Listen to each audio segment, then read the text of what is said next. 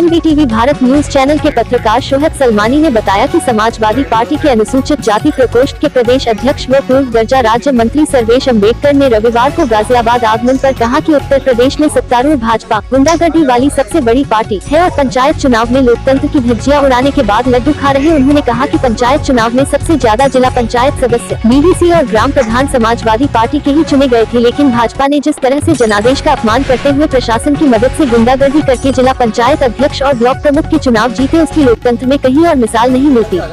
उन्होंने कहा, भाजपा से बड़ी गुंडागर्दी वाली पार्टी कोई और हो नहीं सकती। प्रशासन को साथ लेकर गुंडागर्दी करके भाजपा ने एक नई परिभाषा तय की है। इटावा के एसपी सिटी मोबाइल पर बात करते हुए खुद कह रहे हैं कि भाजपा के जिला अध्यक्ष, विधायक और कार्यकर्ता बम और पथराव करके कानून व्यवस्था खराब कर रहे हैं। उन्होंने कहा कि भाजपा सरकार में यूपी में दलितों पर सबसे ज्यादा अत्याचार हुए हैं, ये किसी से छिपा नहीं है। भाजपा सरकार दलित विरोधी है, ये दलित समाज का कभी भला नहीं कर सकती। आप निश्चिंत रहिए, जनता भाजपा को 2022 में सबक सिखाने के लिए तैयार बैठी है। अब यूपी में एक ही नारे की गूंज है, अब की बार अखिलेश सरकार। आइए दिखाते हैं मीडिया से बात करते हुए पूर्व दर्जा प्राप्त राज्य मंत्री सर्वेश अम्बेडकर ने क्या कहा। जी सर्वेश जी, आज गाजियाबाद आगमन हुआ है आपका, क्या माना जाए अब की बार अखिलेश सरकार? अभी जो लूटपाट हुई है इतने बड़े पैमाने पर, तो जो लोग नहीं मानते थे कि सरकार समाजवादी पार्टी बनने में कुछ खतरा है, अब उन्हें भी लगने लगा कि अब खतरा नहीं, अब गारंटी है, समाजवादी पार्टी की सरकार बनेगी। माननीय अखिलेश यादव जी प्रदेश के मुख्यमंत्री बनेंगे। आप देख रहे होंगे बस लॉकडाउन में व्यापारियों का बहुत ज्यादा उत्पीड़न इस समय हुआ है। व्यापारी एक बात को लेकर बहुत ज्यादा नाराज है कि सरकार अपनी आर्थिक जरूरत बढ़ाने के लिए शराब के ठेके खोल रही है और व्यापारियों की दुकानें बंद। जैसे शनिवार रविवार को बाजार बंद होता है पर शराब के ठेके खुलते हैं, उससे व्यापारी बहुत ज्यादा तनाव में है और परेशान है। इस पर क्या कहना चाहिए? देखिए, सरकार व्यापारियों के नहीं किसानों के भी खिलाफ है, दुश्मन है, जिससे सरकार को लाभ होता है। बहुत अच्छा सवाल आपने किया है कि जो शराब माफिया हैं उनके द्वारा जो मनी संग्रह होती है, जो टैक्सेशन के मैटर्स हैं विभिन्न, तो चमड़ी खींच खींच के सरकार वसूली कर रही है, लेकिन देने के नाम पर एक ढेला नहीं। जो व्यापारी अपना रोजी रोजगार चला रहा था, उस रोजी रोजगार की वजह से आम जनता भी लाभान्वित होती थी, उसकी ज़रूरतें पूरी होती थीं, उसको बंद कर दिया है और वो भुखमरी के कगार पर आ गया है। तो भारतीय जनता पार्टी की सरकार इस देश के अन्नदाता के खिलाफ है। आपके गाजीपुर में टिकरी बॉर्डर पर और भी कई बॉर्डर्स पर किसान बैठे हैं, लंबा समय हो गया है और 600-700 से अधिक लोगों की मौत हो चुकी है। तो जो सरकार अन्नदाता के सवाल पर, उनके इतने बड़े, जो इंडिया में इतना लंबा एजिटेशन हुआ ही नहीं, उस पर जिसका दिल नहीं पिघला है, तो वो व्यापारियों पर दिल कैसे पिघलाएगी? उनका तो व्यापारी बड़ा बड़ा मोटा मोटा चाहिए। मुकेश अंबानी है, अडानी है, मेहुल चोकसी है और विजय माल्या जी हैं, ये व्यापारी उनके लिए हैं। आप जो आम जो सड़क के किनारे रेहड़ी पटरी वाले तो कोई गिनती में नहीं हैं, जो छोटे मोटे शोरूम बनाए उनके लिए कोई गिनती में नहीं है। उनके लिए बड़े बड़े व्यापारी हैं, उनके लिए काम हो रहे हैं। और विभिन्न तरीके से लोगों को नशे में करके, जिस तरह से ऑपरेशन होता है तो एनेस्थीसिया दी जाती है, जब पेशेंट बेहोश हो जाता है तो उसका चाहे टांग काट दो, चाहे उसका सर काट दो, उसे दर्द ही नहीं होगा, चिल्लाएगा भी नहीं, फड़फड़ाएगा भी नहीं।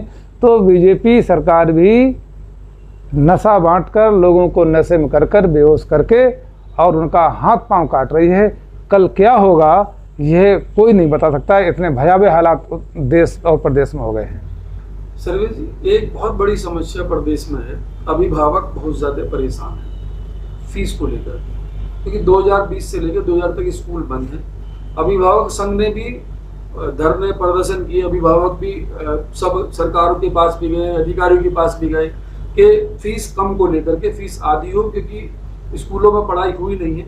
ऑनलाइन के हिसाब से फीस के लिए वो कह रहे हैं। सरकार कोई भी उनकी बात पे ध्यान नहीं दे रही है।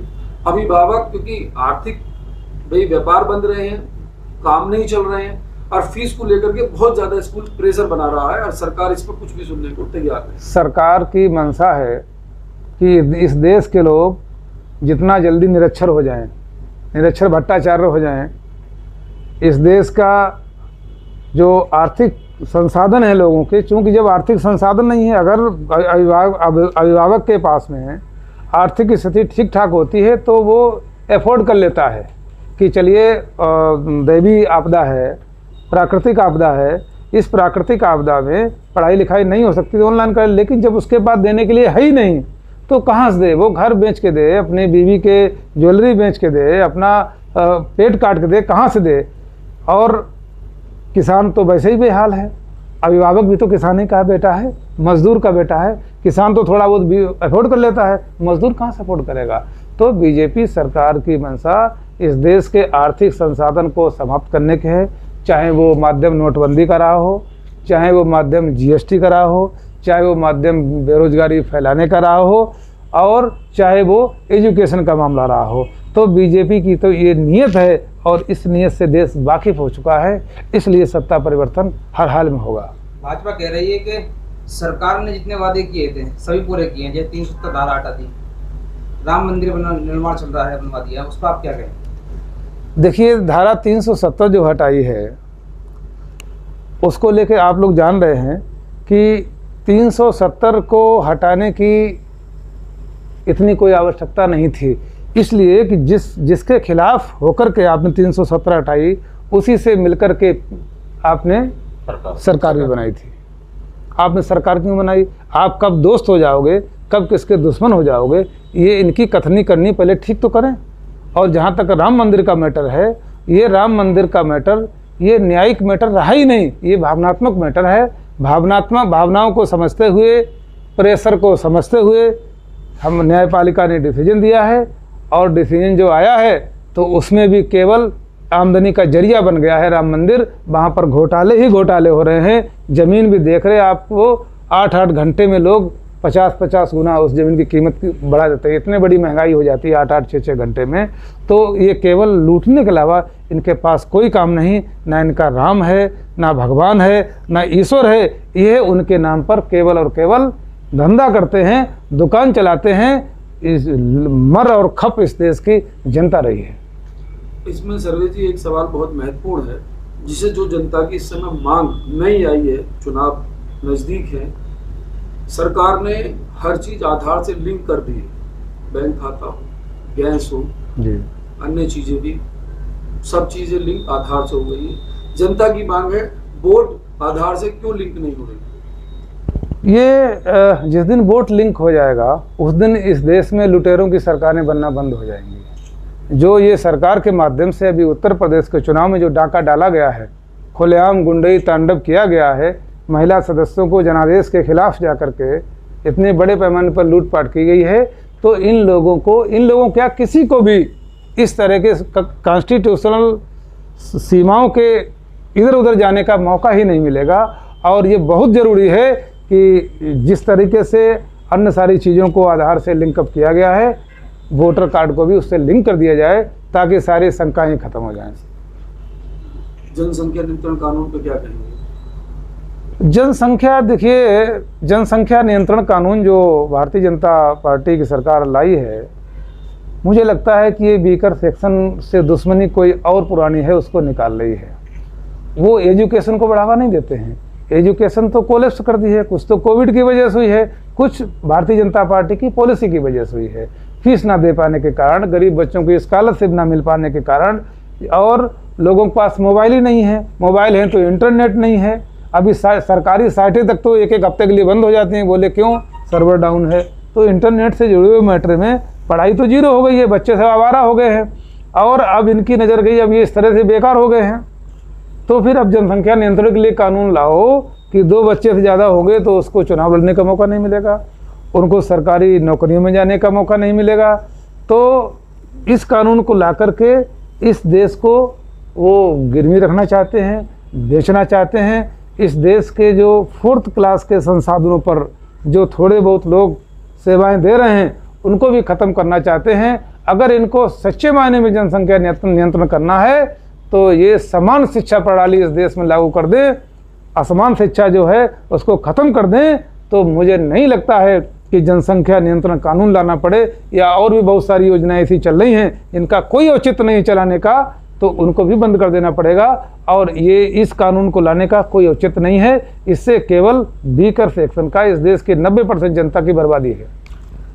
आपने देखा होगा सपा सरकार में जीरो बैलेंस पे दलित समाज के एडमिशन होते थे, जो इस सरकार ने बंद कर दिए। जी। जो अब सरकार ये कह रही है कि पहले आप फीस जमा करो, स्कॉलरशिप आएगी तो ठीक है, नहीं आएगी तो ठीक है। जीरो बैलेंस वाला एडमिशन सरकार ने बिल्कुल प्रतिबंध कर दिया है। इस समय जो दलित समाज के बच्चे हैं बहुत ज्यादा तनाव और चिंतित है कि कोरोना काल चल रहा है, उस पर क्या कहेंगे जो जीरो बैलेंस इन्होंने बंद किया? जीरो बैलेंस पे बंद करके उनको जीरो ही कर दिया इन्होंने। जब उसके पास पैसा है ही नहीं देने के लिए, बाद में क्या मिल जाएगा? हम स्टार्टिंग में फीस देने का पैसा नहीं है, आप बाद में दे देंगे। जब हम एडमिशन ही नहीं कराएंगे तो आप हमें दे कहाँ से देंगे? तो ये तो वही बात हुई, जिसके पास दांत हैं उसको चने खाने को नहीं दे रहे, और जिसके पास दांत नहीं है उसके सामने लोहे के चने डाल दे, चबाओ, कहाँ से चबा पाएगा? तो ये एक पॉलिसी है और ये एक लोगों को जानवर बनाने का एक तरीका है भारतीय जनता पार्टी का। निमेश जी, आप गाजियाबाद में आए हैं, हो सकता है निमेश जी ने आपको बताया होगा जी, यहाँ अम्बेडकर पार्क है नवी मार्केट में, दलित समाज का बहुत पुराना पार्क है और उसमें सभी पार्टियों की लगभग सभाएं, क्योंकि बिल्कुल शहर के बीचों बीच है, उसे नगर निगम उजाड़ने की तैयारी कर रहा है, उसमें मल्टी पार्किंग बना करके नीचे। दलित समाज एक हफ्ते से धरने पर बैठा हुआ है और दलित समाज में बहुत ज्यादा रोष है इसको लेकर के, इस पर क्या कहेंगे आप? वो दलित समाज का है ना, बस यही कारण है। दलित समाज का ना होता तो शायद उसको इनक्रोचमेंट ना करते। ये जो आपका जीडीए कर रहा है इनक्रोचमेंट, ये नहीं करता। उनका दलित होना ही, कमज़ोर होना ही, इसलिए दलित समाज में मैसेज चला गया है कि भारतीय जनता पार्टी दलितों की हितैषी नहीं, जो सरकार बना के चाहे राष्ट्रपति नहीं प्रधानमंत्री बना दे, अगर वो संघ से निकला हुआ होगा, भारतीय जनता पार्टी से निकला हुआ होगा, तो निश्चित रूप से जो कास्टिज्म इंडिया में है या कास्ट सिस्टम जो है, कास्ट सिस्टम में तो उनका हो सकता है, बिलोंग कर सकता है, मगर उनकी आइडियोलॉजी का नहीं हो सकता है। इसलिए दलित हैं, यही उनका अपराध है, इसीलिए जीडीए कर रही हैं। मेरा दलित भाइयों को संदेश है कि वो अपनी पूरी ताकत के साथ में, पूरे हौसले के साथ में डटे रहें। जिस तरह से हमारे बॉर्डर्स पर किसान भाई 3 कानूनों को वापस कराने के लिए डटे हैं, तमाम शहादत हुई हैं, हमारे जो दलित भाई जहाँ पर डटे हैं अपने मान सम्मान की रक्षा के लिए, महापुरुषों के स्मारक को बचाने की हिफाजत के लिए, वो भी डटे रहें और हम सब लोग उनके साथ हैं। 25 वर्षों से आपकी सेवा में, देश में बना देश का ब्रांड समर कूल।